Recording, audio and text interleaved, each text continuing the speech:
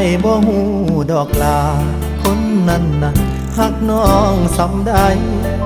หูแต่ว่าหักคือการให้หากน้องสุขใจอายยอมทุกอย่างเมื่อเจ้าเลือกเขาแล้วหน้าที่อายคือยอมหลีกทางแอบห่วงใยน้องอยู่ริมทางเบิ่งคนมาทีหลังพาน้องเดินควงแขน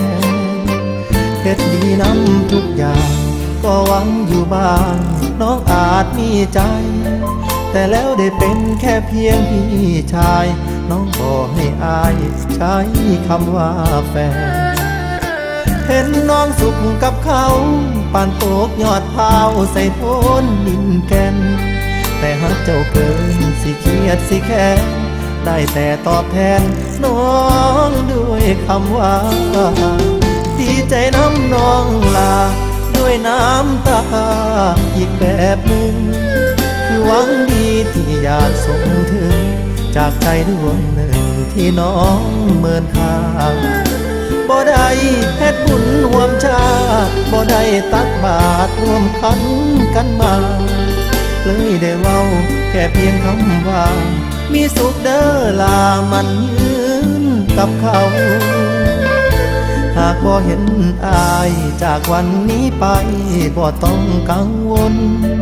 อายขอพาน้ำตาที่ล้นไปหามองลนย้ำคิดถึงเจ้าเป็นน้ำตาที่มีความยินดีมากกว่าความเศร้าหากมือใดลงเอยกับเขาโทรมาบอกข่าวให้อายหูแน่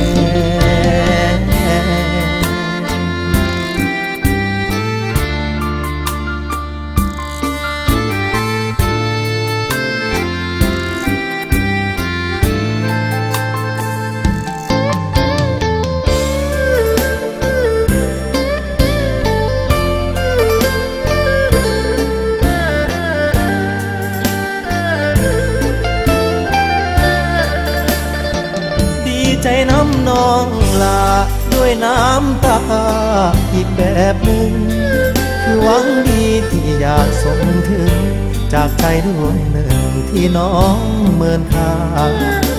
บ่ได้เฮ็ดบุญร่วมชาติบ่ได้ตักบาตรร่วมขัน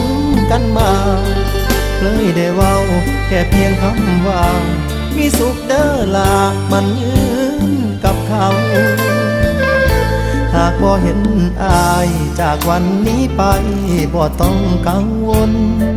อายขอพาน้ำตาที่ล้นไปหามองลนย้ำคิดถึงเจ้าเป็นน้ำตาที่มีความยินดีมากกว่าความเศร้าหากมือใดลงเอยกับเขาโทรมาบอกข่าวให้อายโอ้แน่